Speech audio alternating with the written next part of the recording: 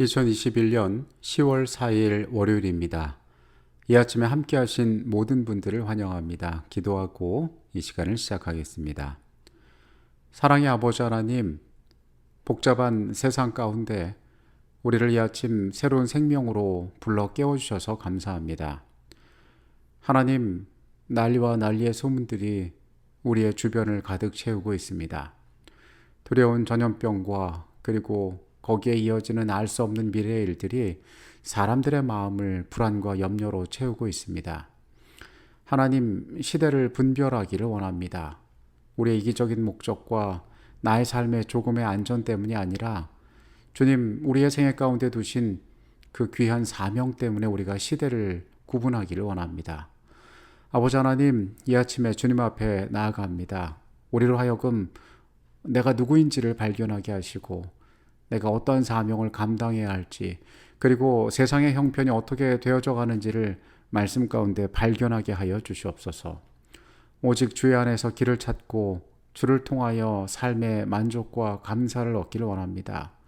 주님, 우리의 연약한 생애와 우리의 연약한 심령 가운데 역사하여 주시옵소서.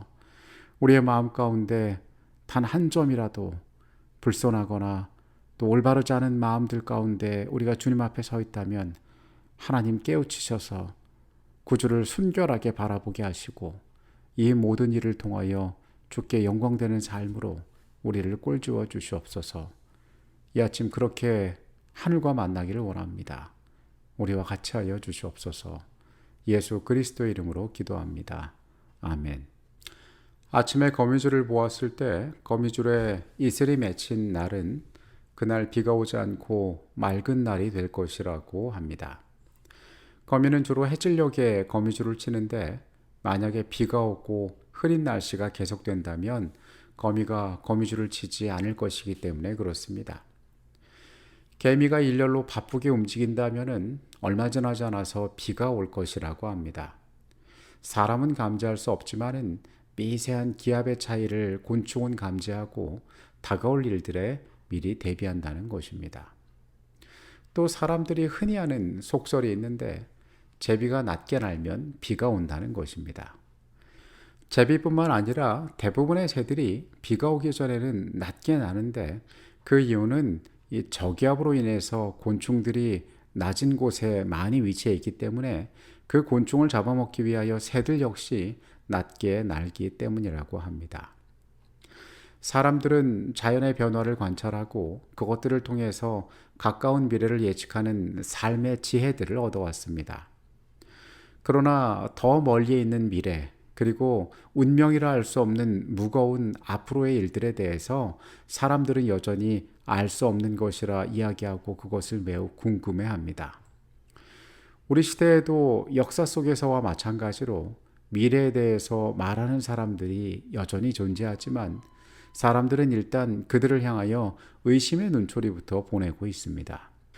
왜냐하면 그것은 과학적으로 설명되지도 않고 사람들에게 받아들여질 만큼 설득력이 있지도 않기 때문에 그렇습니다.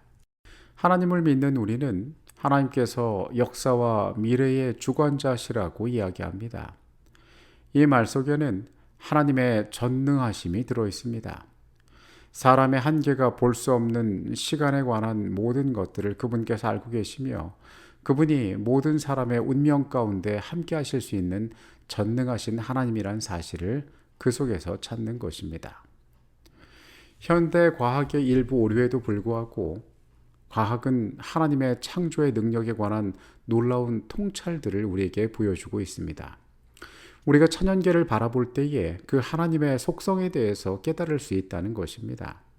비록 지구는 타락한 상태 속에 있지만 자연계의 많은 부분이 보여주는 조화와 균형과 정확성은 그것을 공부하는 사람들조차 계속해서 놀라게 하고 있습니다. 만약 하나님께서 물질적인 것들에 있어서 그렇게 정확하시다면 영적인 것들에 있어서도 그러하실 것이 분명해 보입니다. 우리가 이번 기회에 살펴볼 신명기의 첫 장부터 우리는 그런 하나님의 놀라운 정확성들을 살펴볼 수가 있습니다. 신명기 1장에 있는 말씀입니다. 이는 모세가 요단 저쪽 숲 맞은편에 아라바 광야 곧 바란과 도벨과 라반과 하세롯과 다삽 사이에서 이스라엘 무리에게 선포한 말씀이니라. 호렙산에서 세일산을 지나 가데스 바네아까지 10하루길이었더라. 40째 해 11째 달 그 달 첫 달 날에 모세가 이스라엘 자손에게 여호와께서 그들을 위하여 자기에게 주신 명령을 다 알렸으니 그때는 모세가 헤스본에 거주하는 아모리 왕 시혼을 쳐 죽이고 에드레이에서 아스타롯에 거주하는 바산 왕 옥을 쳐 죽인 후라. 모세가 요단 저쪽 땅에서 이 율법을 설명하기 시작하였더라. 이르시되 우리 하나님 여호와께서 호렙산에서 우리에게 말씀하여 이르시기를 너희가 이 산에 거주한 지 오래니 방향을 돌려 행진하여 아모리 족속의 산지로 가고 그 근방 곳곳으로 가고 아라바와 산지와 평지와 네겝과 해변과 가나안 족속의 땅과 레바논과 큰 강 유브라데까지 가라. 내가 너희 조상 아브라함과 이삭과 야곱에게 맹세하여 그들과 그들의 후손에게 주리라 한 땅이 너희 앞에 있으니 들어가서 그 땅을 차지할지니라. 우리는 신명기 1장에서 드디어 이 민족이 하나님께서 그들의 조상에게 약속하셨던 그 땅에 도착했음을 알게 됩니다. 그런데 우리는 여기에서 중요한 표현을 보게 됩니다. 신명기 1장 3절에 나오는 40째 해라는 표현을 보게 되는 것입니다. 이것은 우리가 예언적 관점에서 하나님께서 어떻게 사람들에게 그분의 일들을 성취하시는지를 볼 수 있는 중요한 부분입니다. 모세가 가데스 바네아에서 정탐꾼을 보내어 땅을 정탐한 후에 백성들이 그 땅에 들어가기를 거절한 큰 실패를 경험하였습니다. 오직 갈렙과 여호수아만이 하나님께서 그 땅을 우리에게 주셨다. 그들은 우리의 밥이라 라고 말했을 뿐 나머지 10명의 정탐꾼들은 매우 비관적인 전망을 내놓았습니다. 그곳에 있는 거민들은 우리가 절대로 이길 수 없다. 우리가 만약에 무리해서 정복 싸움을 벌인다면 우리는 여기에서 죽임을 당하고 우리 모든 민족은 이곳이 우리의 무덤이 될 것이라고 그들은 이야기했던 것입니다. 백성들 가운데 큰 슬픔과 분노가 있었고 여러 소란 가운데 하나님께서 그들에게 선언하십니다. 그들은 그 땅으로 들어가지 못할 것이라고 이야기하십니다. 이 사람들의 소망과는 달리 약속의 땅에 들어갈 수 없게 되었다는 것입니다. 그리고 그 민족은 40년이라는 세월을 광야에서 보내며 그 땅을 들어가기 위하여 기다릴 수밖에 없었습니다. 민수기 14장 34절의 말씀입니다. 너희는 그 땅을 정탐한 날 수인 40일의 하루를 1년으로 쳐서 그 40년간 너희의 죄악을 담당할지니 너희는 그제서야 내가 싫어하면 어떻게 되는지를 알리라 하셨다라. 하나님께서는 40년간 그들이 그 땅을 밟지 못하려는 매우 엄숙한 선언을 하셨습니다. 그리고 그곳이 불신하고 불평하던 자들의 무덤이 될 것이라고 이야기하셨습니다. 우리가 읽은 신명기 1장은 하나님의 백성들의 이야기를 하나님께서 그 말씀 가운데 하셨던 40년의 시간이 지난 다음부터 시작하고 있습니다. 다시 말해서 하나님의 예언적인 말씀은 하나님 스스로만큼이나 신뢰하다는 것인데 우리는 신명기의 첫 구절, 하나님의 말씀인 이 책의 첫 구절에서 하나님의 신뢰성에 대한 뚜렷한 증거를 바라보게 됩니다. 하나님이 하시겠다고 하신 것, 그분이 행하시겠다고 하신 것은 때가 되면 정확하게 이루어지게 되는 것입니다. 우리는 성경 가운데에서도 이 40년의 시간 외에도 하나님께서 미리 말씀하여 주신 매우 뚜렷한 예언적인 시간들을 바라보게 됩니다. 다니엘서 9장에는 70일에 관한 예언이 나옵니다. 내 백성과 내 거룩한 성을 위하여 이른 이래를 기한으로 정하였나니 허물이 그치며 죄가 끝나며 죄악이 용서되며 영원한 의가 드러나며 환상과 예언이 응하며 또 지극히 거룩한 이가 기름 부음을 받으리라. 이 다니엘서에 나타난 예수님과 관련된 시간이 우리는 하나님께서 준비하신 때에 이루어졌음을 역사를 통하여 확인하게 됩니다.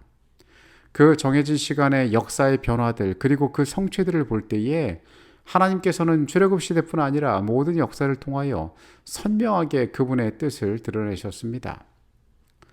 우리는 다니엘 8장 14절에 2300주야의 예언과 더불어 한때와 두때와 반때에 관한 예언을 바라봅니다. 이건 역시 역사 가운데 매우 선명하게 성취되어 있는 것을 볼 수 있습니다. 그간의 계류도에 2300주야까지니 그때의 성소가 정결하게 되리라 하였느니라. 하나님께서 시대를 사는 그분의 백성들에게 필요한 말씀과 교훈으로 그들로 하여금 깨어치고 발견하게 인도하시는 것입니다. 그리고 이 모든 약속들은 인간의 삶에서는 잊혀지거나 혹은 기억 가운데 희미해질지 몰라도 하나님께서는 반드시 성취시키셨음을 우리가 보게 됩니다. 정확한 시간과 관련된 예언들 외에도 세계의 역사를 정확하고 확실하게 어떻게 되어질지 우리에게 보여준 말씀들이 있습니다. 그것은 다니엘서 2장과 7장과 8장에 나오는 내용들입니다. 먼저 다니엘서 2장은 우리가 잘 아는 금신상에 대하여 이야기합니다. 어떠한 나라들의 흥망이 반복될지를 세계의 운명에 대하여 하나님께서는 다니엘 2장을 통하여 보이십니다. 다니엘 7장 역시 어떠한 세력들이 이 땅에서 힘을 발휘하고 그 세력들이 어떠한 특징을 가질 것인지에 대한 내 짐승에 대한 이상을 보여줍니다. 다니엘 8장에는 수렴소와 수량이 등장합니다. 이건 역시 7장의 연장선상에서 어떻게 세상의 역사를 주관하는 자들이 자신의 이름을 높이고 파멸해 갈 것인지, 그 가운데 하나님의 백성들이 어떻게 살아있을지에 대하여 알려주고 있습니다. 앞서 열거한 이 모든 일들이 성경 가운데에서 미리 우리에게 주어지고 그것들이 성취된 역사를 하나님의 백성들은 어떻게 바라볼 수가 있을까요? 인간의 삶에 있어서 어림잡아서 알 수 없는, 과학으로는 발견하기 어려운 미래에 관한 운명을 성경이 예언한 것들에 대해서 사람들은 의심의 눈초리를 보냅니다. 그러나 우리가 지나온 시간들을 바라볼 때에 그 성취는 꽤나 구체적이고 그리고 완전하였음을 다시 한번 깨닫게 됩니다. 우리는 앞서 이야기한 것처럼 전능하신 하나님을 믿는 사람들입니다. 그런 우리는 이 하나님께서 보여주시는 이 모든 성취들 가운데에서 우리의 현재와 앞날에도 그분께서 이 뜻을 분명히 이루실 것임을 기억할 필요가 있습니다. 하나님께서 세우신 선한 뜻에 인간이 협력하기만 한다면 하나님께서는 그 모든 것을 우리에게 이루어 주실 것입니다. 영원한 과거로부터 영원한 미래에 이르기까지 사건의 사슬에 고리와 고리를 연결시키고 계신 위대하시고 스스로 계신 분께서 당신의 말씀 속에 주신 예언들은 역사의 흐름에서 지금 우리가 어디에 있으며 장래에 무엇을 기대할 수 있는지를 말해준다. 현재까지 일어나리라고 예언된 모든 사건들의 성취들을 역사의 페이지에서 찾아볼 수 없으므로 아직 오지 않은 모든 것도 그 순서대로 성취되리라는 것을 우리는 확신할 수 있다. 우리는 하나님의 약속을 믿습니다. 그리고 그 모든 약속은 구약 성경 가운데에서도 물론이고 신약 성경 가운데에서도 온전히 성취되었습니다. 신명기의 말씀 역시 이러한 성취 앞에서 시작됩니다. 그것이 하나님을 신실히 믿고자 하는 자들에게는 매우 길고 고난스러운 세월일지 모르지만은 온전한 것을 알고 사모하는 자들에게는 이것은 충분히 인내할 수 있는, 하나님께서 분명히 우리 가운데 이루어질 일을 확신으로 기다리는 경험이 될 것입니다.